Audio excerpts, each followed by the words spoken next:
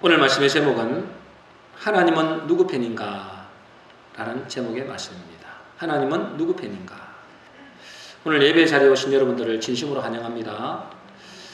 오늘 말씀은 제가 기도하다가 하나님이 우리 교회뿐 아니라 한국 교회에 대한 회개의 마음을 주셔서 이 말씀을 나누게 되었습니다. 오늘 본문은 이스라엘과 블레셋과의 전쟁을 말씀하고 있습니다. 여러분들도 잘 아시겠지만은 이 블레셋은 늘 이스라엘과 싸웠습니다. 같이 옆에 붙어 있기 때문에 그렇죠. 그러니까 가시 같은 존재죠. 블레셋이. 이 블레셋은 일찍이 철기 문명이 발달했던 그런 나라였어요. 그러니 이스라엘로 봐서는 굉장히 큰 어려움의 대상이죠. 그런데 오늘 본문에서 이 전쟁을 하게 되는 것입니다. 블레셋하고 이스라엘이 전쟁을 하게 되죠. 그 전쟁의 결과가 어떻게 됐을까요? 4장 2절입니다. 우리 같이 한번 읽어보겠습니다. 시작. 블레셋 사람들이 이스라엘에 대하여 전열을 벌이니라. 그 둘이 싸우다가 이스라엘이 블레셋 사람들 앞에서 패하여 그들에게 전쟁에서 죽임을 당한 군사가 4,000명 가량이라. 여러분, 이 블레셋하고 이스라엘이 싸웠어요. 전쟁을 했죠. 누가 이겼습니까? 블레셋이 이겼습니다. 그죠? 이제 블레셋이 이겼는데 몇 명 정도가 죽었느냐? 몇 명이 죽었어요? 4,000명 가량이 죽었다. 그렇게 됐습니다. 그런데 이제 이 이스라엘이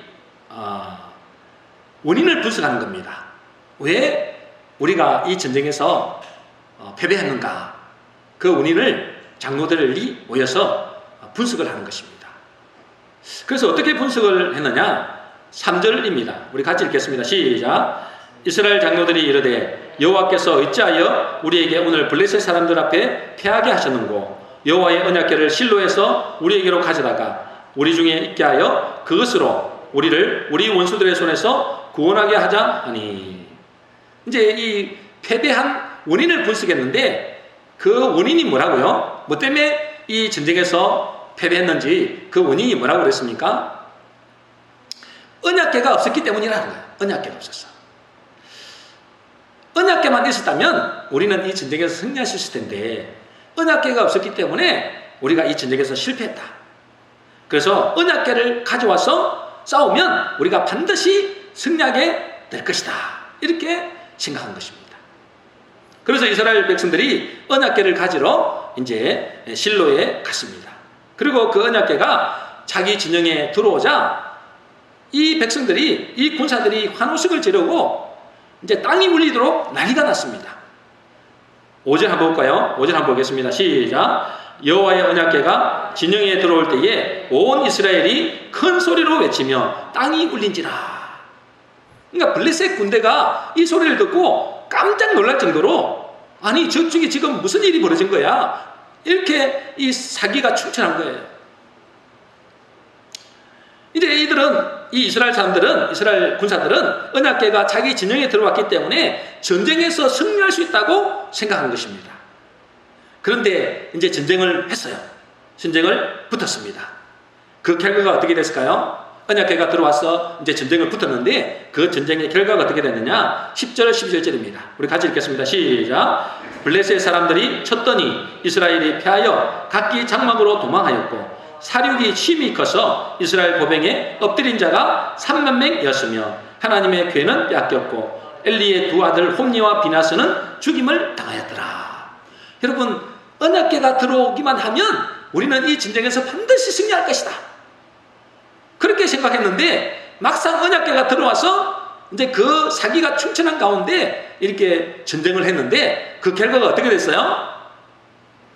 이스라엘이 패했다. 그냥 패한 게 아니에요. 그냥 패한 게 아니고 사륙이 심히 커서 엄청난 사륙이 일어났다는 거예요. 그래서 몇 명이 죽었어요? 3만 명 이상이 죽었어요. 원래 언약궤가 안 들어왔을 때는 몇 명 죽었어요? 4,000명 가량 죽었는데 언약궤가 들어와서 이제 자기들이 이길 것이라고 확신한 가운데 전쟁을 했는데 오히려 3만 명 이상이 그 10배 가까이 되는 사람들이 죽었어요. 거기다가 그 중요한 언약궤까지 뺏기고 그 홈리와 비나스 그 제사장들도 그곳에서 죽게 되는 것입니다. 왜 이런 일이 벌어졌죠? 자기들은 언약궤가 들어오면은 분명히 이길 것이라고 생각했는데 왜 이런 일이 벌어지냐 이거예요. 그 근본 원인은 언약궤에 대한 그들의 인식의 문제였습니다. 언약궤에 대한 인식의 문제. 여러분, 언약궤는 무엇을 의미할까요? 하나님의 임재를 의미합니다. 그렇죠? 하나님의 임재를 의미해요. 그 하나님의 임재를 하시게 되면 이 언약궤만 들어오면 우리는 승리할 것이다. 우리는 전쟁에서 이길 것이다 생각했는데 이기지 못했다는 거예요. 그것은 하나님에 대한 그들의 태도의 문제였어요. 그들은 언약궤를 뭘로 생각했는가? 언약궤를 뭘로 생각했어요? 하나님의 언약궤를 자기들을 지켜주는 수호신으로 생각한 거예요. 하나님의 언약궤를 뭘로 생각했다고요? 자기들을 지켜주는 수호신 정도로 생각한 거예요. 지금도 마찬가지입니다, 여러분들. 지금도 많은 교인들이 성경이나 십자가 이걸 뭘 상징하는 거예요? 하나님의 임재를 상징하는 거죠. 근데 그것을 뭘로 생각할까요? 무슨 사죽단지나 아니면 자기를 지켜주는 수호신으로 생각하는 사람들이 의외로 많습니다. 그래서 자기는 성경을 읽고 있고 교회를 다니고 있고 하나님을 믿고 있기 때문에 자기는 하나님은 자기 편이다. 그래서 자기를 지켜줄 것이라고 생각하는 것입니다. 그래서 어떤 교인들은 차에다가 십자가를 걸어놓아요. 그런 거 많이 봤죠? 십자가를 걸어놓거나 어떤 데는 뭐 묵주를 걸어놓거나 막 그러잖아요. 교회 다니는 사람들이. 그래서 제가 그 십자가가 교통사고에서 지켜줄 것이라고 생각하는 것입니다. 또 어떤 사람들은 성경책을 자기 곁에 두면 일이 잘 풀릴 것이라고 합니다. 그래서 자기 작은 성경책을 자기 품에 넣고 다니는 사람들도 있습니다. 그 성경책과 십자가가 자기를 지켜줄 것이라고 생각합니다.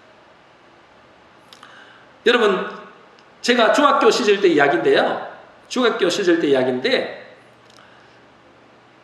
그때 제가 교회를 이제 초등학교도 다녔으니까 꽤 다녔죠.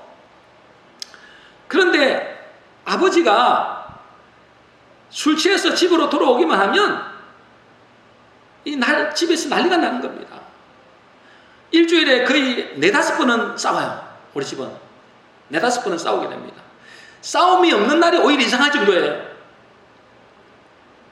그러니까 술만 취해서 들어오시면 막 행패를 부리고 엄마에게 너무 힘들게 하시니까 제가 어떤 마음이 들었느냐, 이걸 어떻게 해야 이 술 귀신들이 떠나갈까? 그래서 제가 생각을 하다가 빨간 십자가를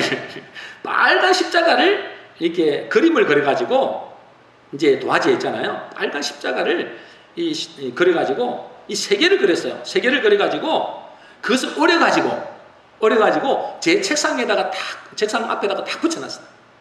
십자가 그것도 큰 십자가 3개를 이 3개를 그 책상 앞에다 딱 붙여놨어요. 그러면 이 십자가가 무서워가지고 우리 아버지 속에 있는 이 술귀신들이 떠나갈까봐 그렇게 생각하는 거예요. 그렇게 붙여놨더니 여러분 어떻게 됐을까요? 그날 밤은 조용히 지나갔을까요? 여러분, 제가 지금까지 기억하고 있어요. 그날 아버지가 술을 드시고 들어오셨는데, 그리고 어머니하고 싸우시는데, 수많은 싸움 중에서 특별히 기억에 남을 만큼 대파 싸웠어요. 다른 데보다 훨씬 많이 싸웠다니까요. 제가 지금도 기억할 만큼. 아니, 십자가를 3개나 그려놨는데, 빨간 십자가를 그 3개나 그려놓고 그 십자가를 제 벽에다가 붙여놨는데, 그날따라 더 마귀가 역사하더라니까요. 왜 그랬을까? 왜 그럴까? 생각해 봤어요. 아니, 십자가를 붙여놓으면 도망가야 되잖아요. 근데 십자가를 붙여놨는데 더 발악을 하더라니까요. 나중에 제가 깨닫고 보니까 그 십자가를 무슨 부적처럼 생각한 거예요. 부적처럼. 무당이나 절에서 만들어주는 부적처럼 십자가를 그런 용도로 생각한 것입니다. 혹시 여러분 중에도 이렇게 십자가를 생각하고 성경을 그렇게 생각하는 사람이 있다면 내려놓으시기를 바랍니다. 절대 십자가가 여러분을 지켜주거나 성경책이 여러분을 보호해주지 않습니다. 왜냐하면 십자가나 성경은 부적이 아니기 때문에 그렇습니다. 부적이 아니에요. 집을 지켜주는 수호신이 아니다 말이에요.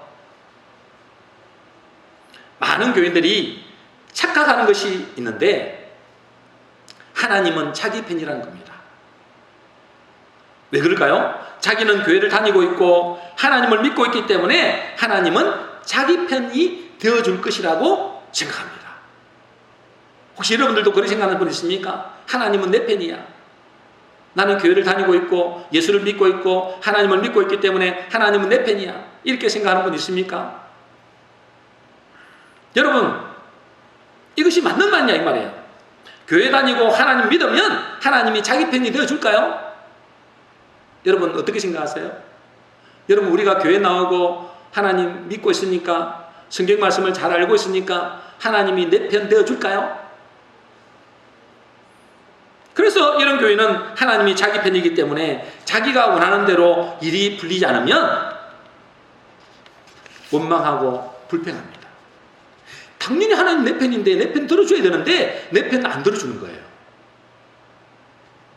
그러면 어째요? 낙심하고 좌절하고 원망하는 사람이 의외로 많습니다.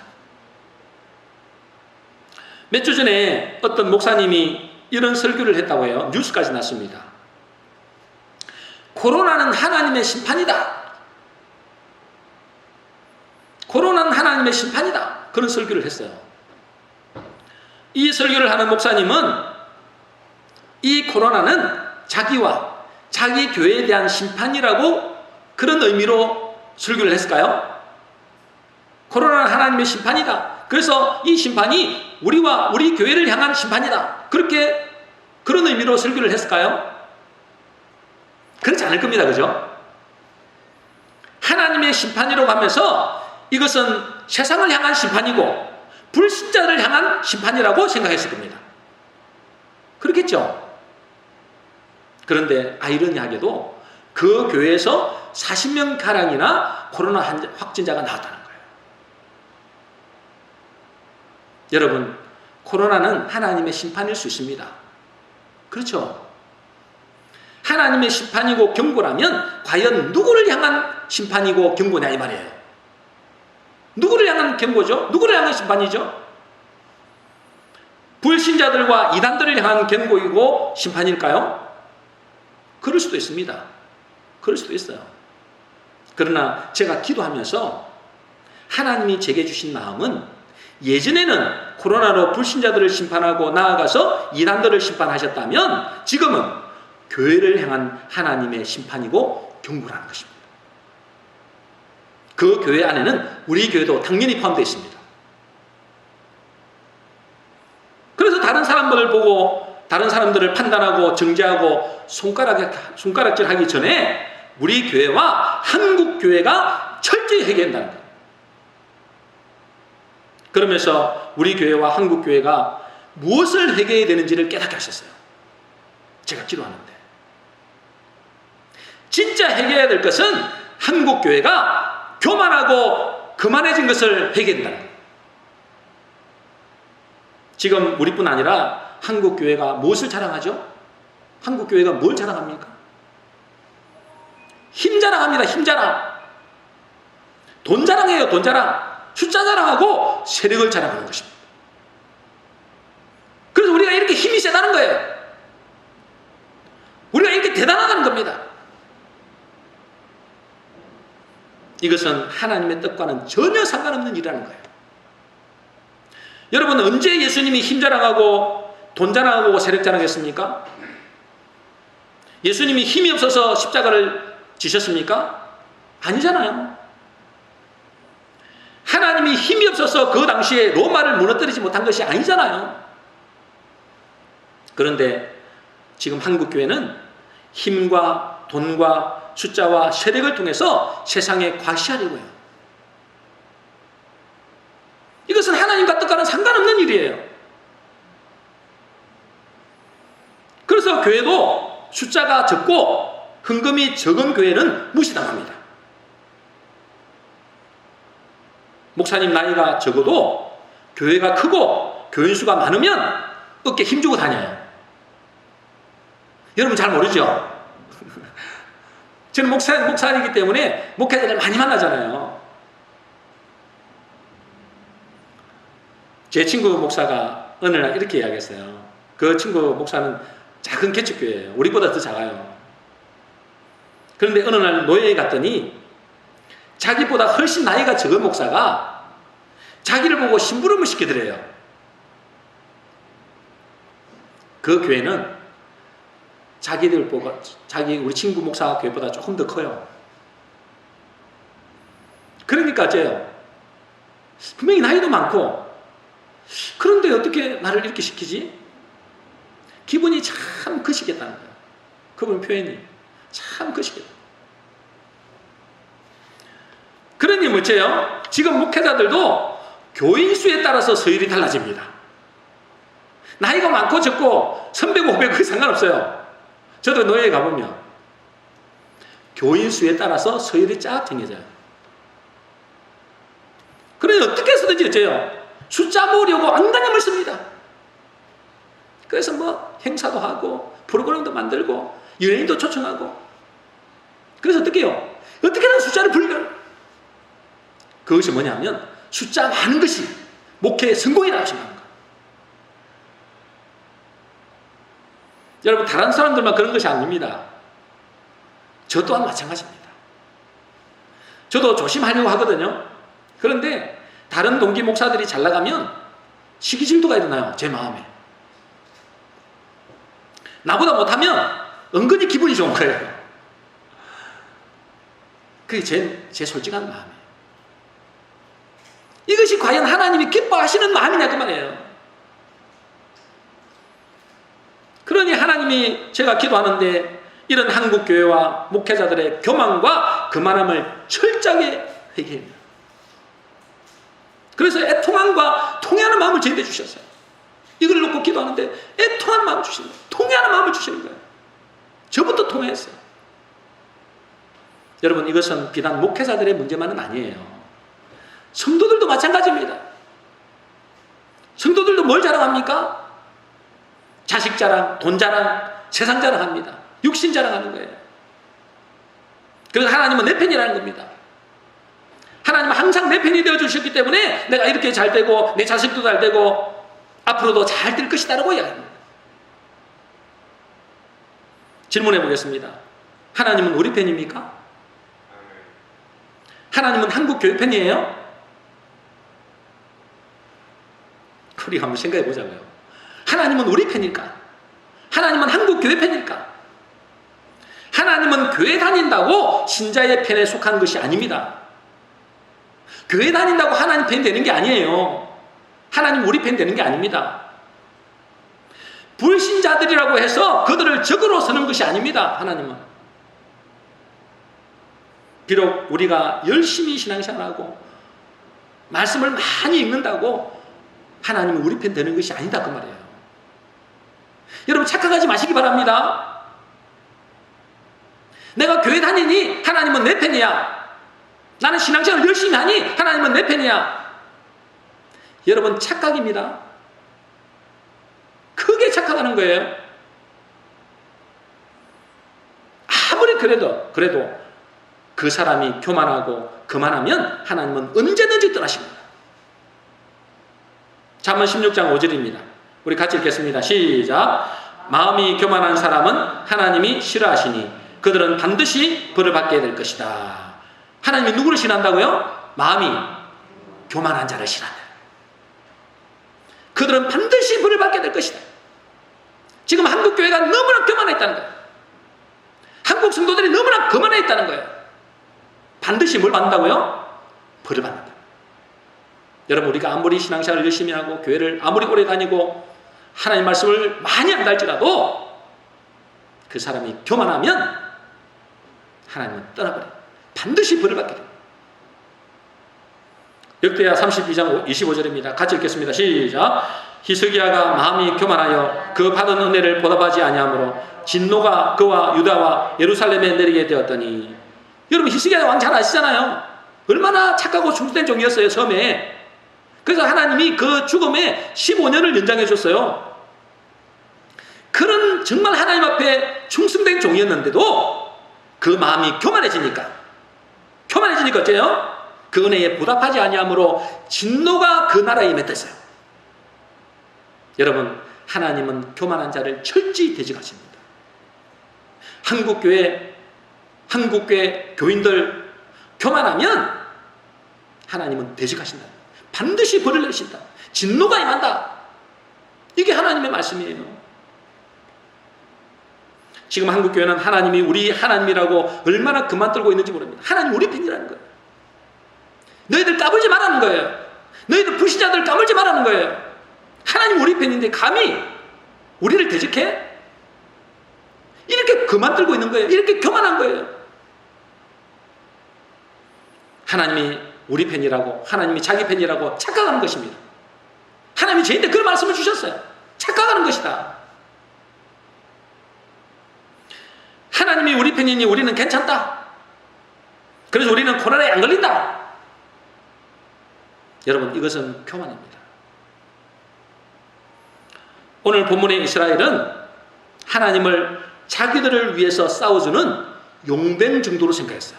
뭘로 생각했다고요? 자기들을 위해 싸워주는 용병. 용병이 뭡니까? 빌려와가지고 외국에 있는 그 병사들을 빌려와가지고 대신 싸워주는 거예요. 하나님을 그런 정도로만 생각해요. 하나님이 우리를 위해서 대신 싸워주실 것이다.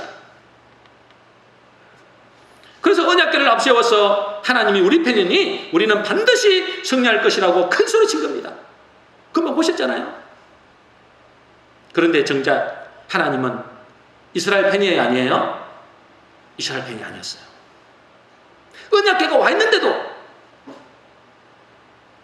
하나님이 그들의 편이 아니었어요. 오늘 말씀에서 보시다시피 그들은 오히려 큰 패배를 당합니다.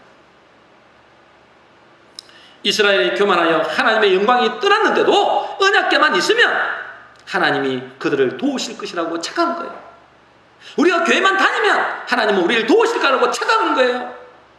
말씀을 많이 알면 하나님이 나를 도우실 거라고 착각하는 거예요. 여러분, 잘 깨달아야 됩니다. 하나님이 아니라 그러는 거예요. 사무엘상 4장 21절입니다. 같이 읽겠습니다. 시작. 이르기를 영광이 이스라엘에게서 떠났다 하고 아이 이름을 이가봇이라 하였으니 하나님의 계가 빼앗겼고 그 시부와 남편이 죽었음을 인함이며. 영광이 이스라엘에게서 떠났다. 그걸 보고 이가봇 그래요.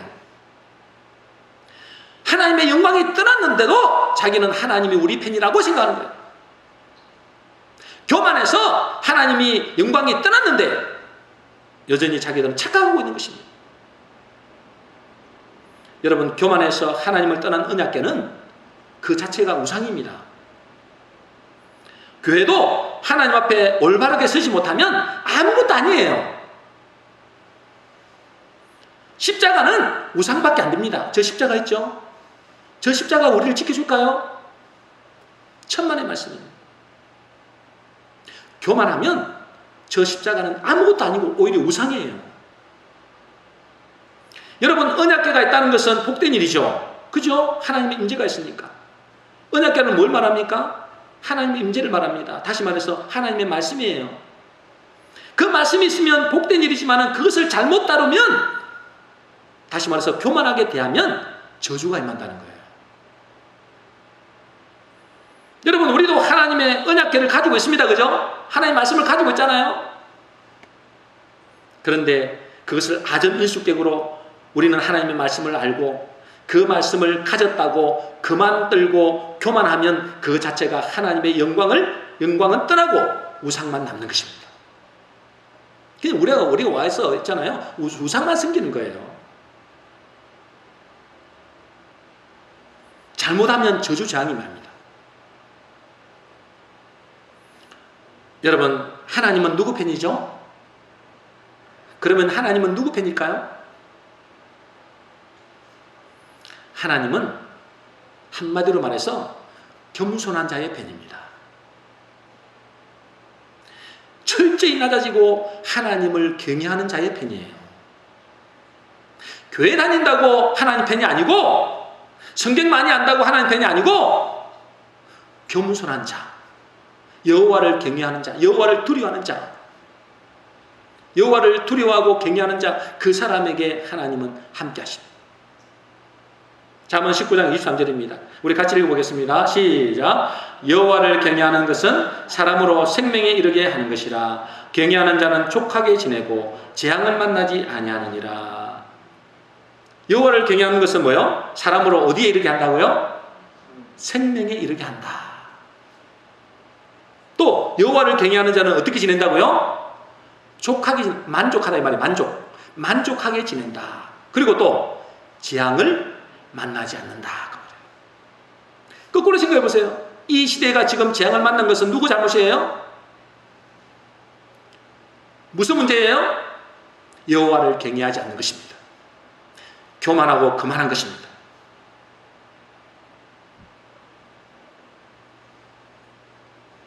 그러므로 하나님은 겸손하고 여호와를 경외하는 자의 편입니다. 믿으시기 바랍니다. 그래서 철저히 낮아지고 하나님을 경외함으로 늘 주님을 의지하는 그 사람이 하나님 편이다 그 말이에요. 그러므로 항상 이런 마음을 가져야 됩니다. 하나님, 나를 불쌍히 여기소서. 나는 연약하여 주님 없이는 살 수 없는 존재입니다. 주님 말씀해 주세요. 나는 주의 종입니다. 주님이 말씀하시면 내가 가라면 가고 오라면 오고 멈추라면 멈추겠습니다. 무슨 말씀을 하시는지 내가 그대로 하겠습니다. 그게 겸손한 사람이에요. 그게 여호와를 경외하는 사람이에요. 이렇게 바짝 낮춰야 됩니다. 그래서 주님의 뜻을 구해야 되는 것입니다. 그럴 때 하나님은 우리 편이 되는 것입니다. 베드로전서 5장 5절입니다. 같이 읽겠습니다. 시작. 젊은 자들아 이와 같이 장로들에게 순종하고 다 서로 겸손으로 허리를 동이라. 하나님은 교만한 자를 대적하시되 겸손한 자들에게는 은혜를 주시느니라. 젊은 자들아 이와 같이 누구에게 순종하라고요? 장로들에게 순종하라. 이 장로가 누굴까요? 목회자입니다. 지금으로 따지면 목회자들에게 순종해라. 목회자들이 뭐 세상 말을 하는데 순종하라는 게 아니고 하나님의 말씀을 대언하는 사람이니 그 말씀을 전할 때 순종해라. 근데 어째요? 그건 목사 말이라고 생각합니다. 그렇게 치부해버리는 거예요. 그렇다고 자기가 하나님의 음성을 듣는 것도 아니야. 여러분, 장로들에게 순종하는 겁니다. 하나님이 다 보고 계세요. 그 사람이 진짜 하나님의 말씀에 순종하려는 그 마음이 있는가? 설사 목회자가 잘못된 지시를 할지라도 하나님은 그 중심을 알아요. 그러겠죠? 하나님의 말씀에 내가 순종하겠다는 그 마음을 하나님 아시잖아요. 그를 그냥 두시겠냐 그 말이에요. 근데 목회자도 실력 없어. 나는 하나님이 직접 내인데 말씀하시는 말씀도 못 들으면서 그래요.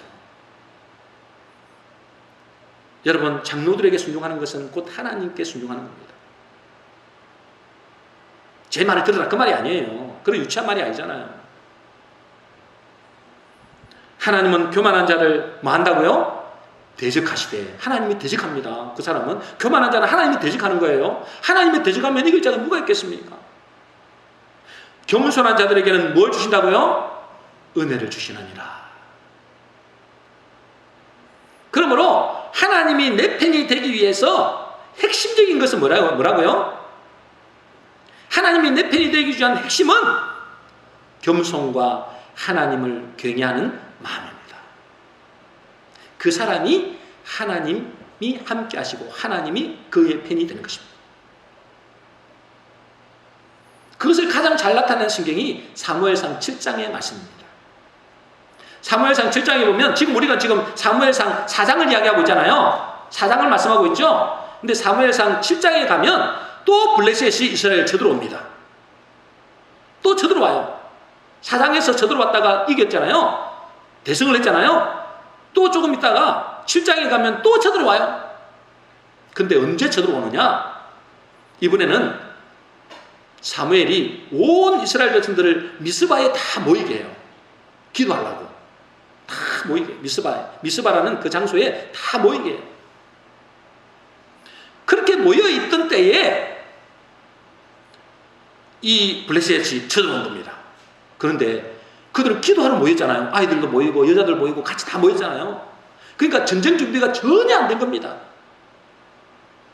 전쟁에 대한 대비를 전혀 못하고 갑자기 급습한 거예요. 그래서 어째요? 이스라엘 백성 전체가 몰살당할 위기예요. 지금 사장은 나름대로 준비를 했잖아요. 전쟁 준비를 철저히 하고 그리 나갔는데 이번에는 뭐요? 사무엘 7장은 전혀 전쟁 준비가 안 된 상태에서 급습을 당하는 거예요.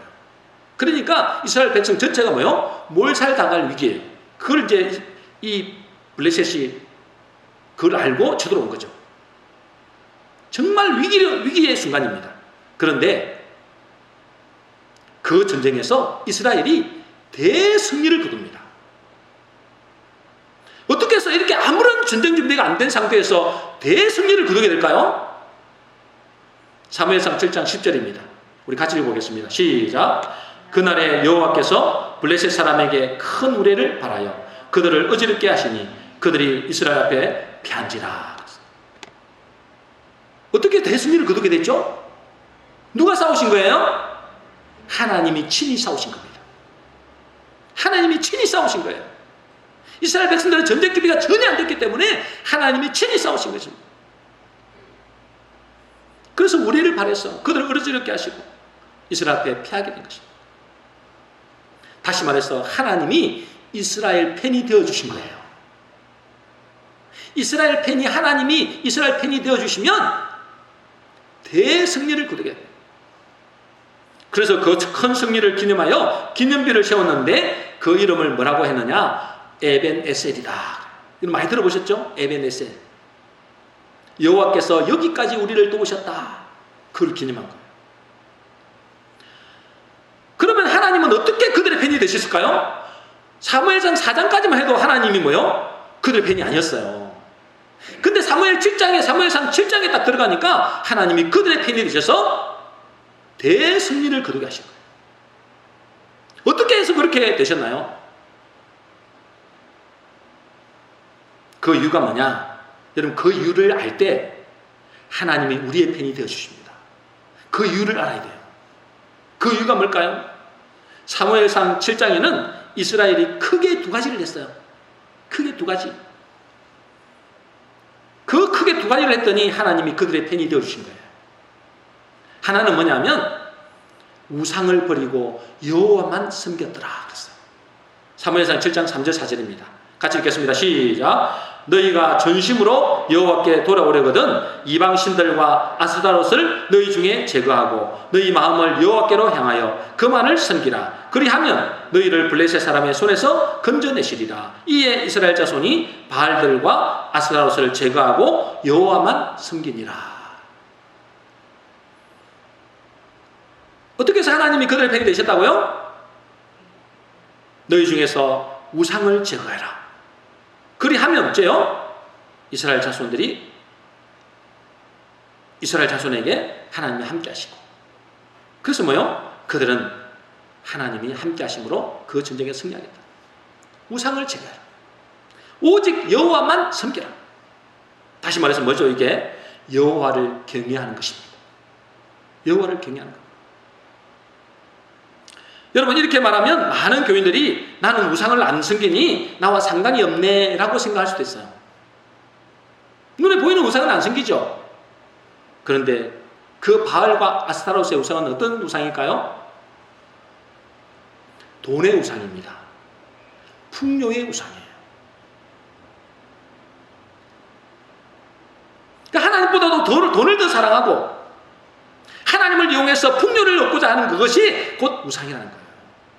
지금 한국교회 교인이 얼마나 이 우상에 많이 물들어 있는지 몰라요. 돈의 우상이 돈의 우상. 풍요의 우상.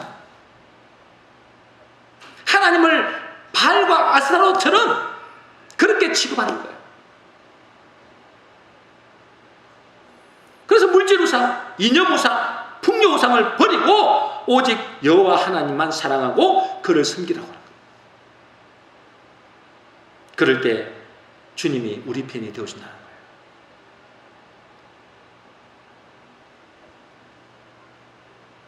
그리고 또 하나는 뭡니까? 또 하나는 회개입니다. 회개.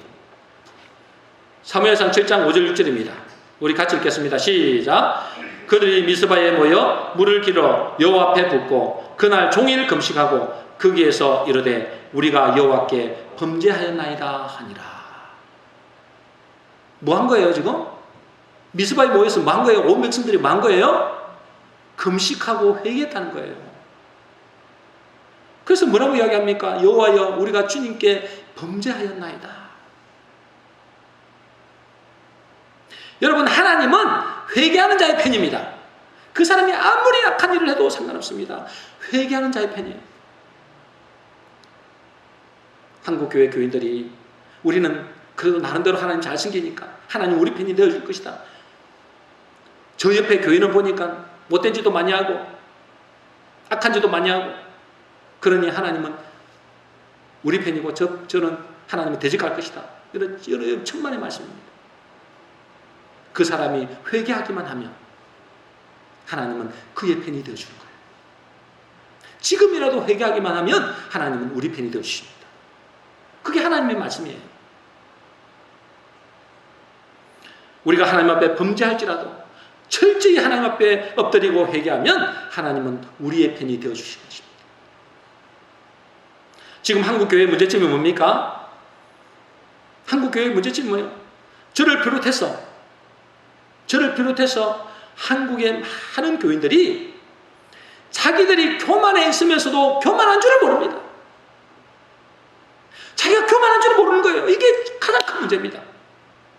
저도 그래서 요즘에 하나님 앞에 회개합니다. 하나님, 내 속에 교만한 부분이 없는지 드러나게 해주세요. 내 깊은 속에 위선과 가식이 없는지 하나님 드러나게 해주세요. 말씀의 빛으로 선행의 성령의 조명으로 저에게 좀 비춰주십시오.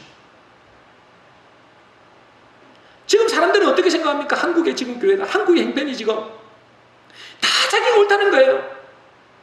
다 자기 편이 옳다는 거예요. 그래서 상대방은 죽여야 돼요. 상대방은 적이야. 적을 죽여야 내가 살아. 그게 교인이든 불신자든 할 거 다 그래요 지금. 교만해 있는 거예요. 교만해 있으면서도 자기가 교만한지 몰라. 한국 교회가 지금 교만해 있으면서도 교만한지 몰라. 가진 것 자랑하고 돈 자랑하고 세력 자랑하고 숫자 자랑하는데 교만한 줄 모르는 거예요. 그게 하나님의 축복이라는 거예요. 착각입니다. 착각이에요. 한국 교회가 지금 교만해 있습니다. 한국 교인들이 교만해 있어요. 저를 버릇해가지고.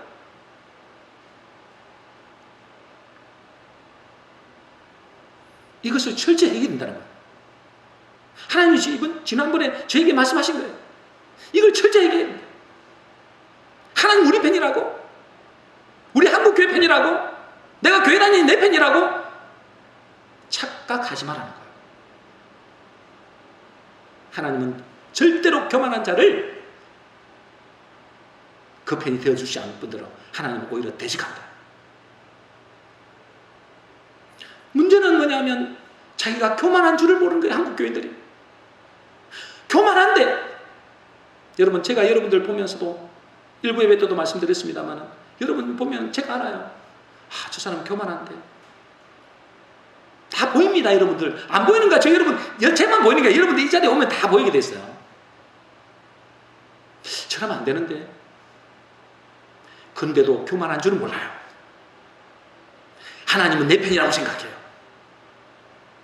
나중에 천국 가보세요. 천국이 아니라 천국 가면 다 얘기겠죠. 여러분 회개해야 됩니다. 내가 교만한 것을 회개해야 돼요. 한국교회와 저도 마찬가지예요. 회개해야 돼요. 철저히 회개해야 됩니다. 주님은 언제든지 촛대를 옮길 수 있다. 언제든지 촛대를 옮길 수 있다. 하나님이 한번 불어버리면 우리가 쌓아왔던 그 모든 것들은 한순간 날아간다. 여러분 이걸 모르는 겁니다. 그래서 이제 항상 겸손하고 항상 주님 앞에 엎드려야 됩니다. 그 사람에게 하나님 편이 됩니다. 아무리 내가 지금까지 신앙생활을 잘하고 아무리 오랫동안 신앙생활을 한다 할지라도 교만한 자는 하나님을 절대 함께 안 합니다. 교회도 마찬가지고 교인도 마찬가지고. 여러분 오늘 우리는 자신에게 우리 스스로에게 질문해 봐야 됩니다. 하나님은 과연 내 편인가? 여러분 하나님 내 편 아니면 하나님이 떠났다는 거잖아요. 하나님 우리를 대적하는 편에 있었다는 거잖아요. 얼마나 무서운 이야기예요. 하나님 과연 내 편이 맞는가? 아니면 내 편이라고 착각하며 살고 있지 않는가? 그 말이에요. 저는 요즘에 TV나 뭐 이런 거 전혀 안 봅니다. 한 1년 가까이 돼가요. 너무 좋아요. 근데 그렇게 되니까 있잖아요. 하나님 편에 쓴 것 같아요. 하나님의 시각으로 보게 돼요. 저는 옛날에 이렇게 생각했어요. 저것들 이렇게 팽가르게 저 나쁜 놈들. 하나님 편에 쓰니까 내가 보이는 거예요. 내가 해결해야 돼. 저 손가락에 하는 저것들이 문제가 아니라 내가 해결해야 돼. 그게 보이더라. 떠나버리니까. 세상에서 떠나버리니까. 세상에 떠났다는 것이 뭐지? 세상에 떠났다는 게 아니라 그 뉴스에서, 세상의 드라마에서, 세상에 뭐요? 말했어. 떠나버리니까. 하나님만 바라보니까. 하나님의 시각을 보게 되는 거예요. 그래서 여러분들 말씀을 요즘에 느끼십니까? 계속 하나님 복음의 말씀을 주십니다. 저희들 통해서. 계속 말씀을 주세요. 저도 놀랄 정도로 말씀을 주십니다. 어떤 데는. 하나님의 마음을 보게 되는 거예요. 여러분들도 할 수만 있다면 세상에서 멀어지시길 바랍니다. 세상 뉴스, 세상의 말, 그것이 누구의 말이다 할지라도 여러분 그것이 멀어져야 돼요. 그래야 하나님의 음성을 들을 수 있습니다. 하나님의 눈으로 볼 수 있습니다. 아니면 자기가 교만한데도 교만한 줄 모르고 자기가 옳다라고만 주장합니다. 그것이 비참한 겁니다. 교만한데도 교만한 줄 모르는 거예요. 이것이 비극입니다. 저는 조금 보여요. 누가 해결했느냐? 네가 해결한다. 너희 교회가 해결된다는 거예요. 한국 교회가 해결된다는 거예요. 한국 교회가 너무나 교만해졌다. 그만해졌다. 하나님이 함께 한다고 착각합니다. 여러분 우리는 지금에 처한 위기 앞에서 겸손히 하나님 앞에 서야 됩니다. 겸손히 하나님 앞에 서야 돼요. 하나님이 내 편 되기 위해서는 나는 어떤 마음으로 말씀을 듣고 어떤 말씀으로 하나님 앞에 대하는가? 어떤 마음으로 하나님 앞에 대하는가? 우리를 살펴봐야 돼요. 오늘 말씀을 통해서 우상을 버리고 오직 하나님만 섬기며 우리의 교만을 철저히 회개하고 겸손한 마음으로 주님께 나아가심으로 하나님이 우리 편이 되시기를 주의 이름으로 축복합니다. 정리하겠습니다. 오늘 말씀은 하나님은 과연 누구 편인가? 라는 말씀입니다. 많은 사람들이 자기는 교회를 다니고 하나님을 믿고 성경을 알고 있으니 하나님은 내 편이다 라고 생각합니다. 그러나 그것은 착각일 수 있습니다. 교회에 오리 다닌다고 하나님 편이 절대로 아닙니다. 하나님은 과연 누구 편일까요?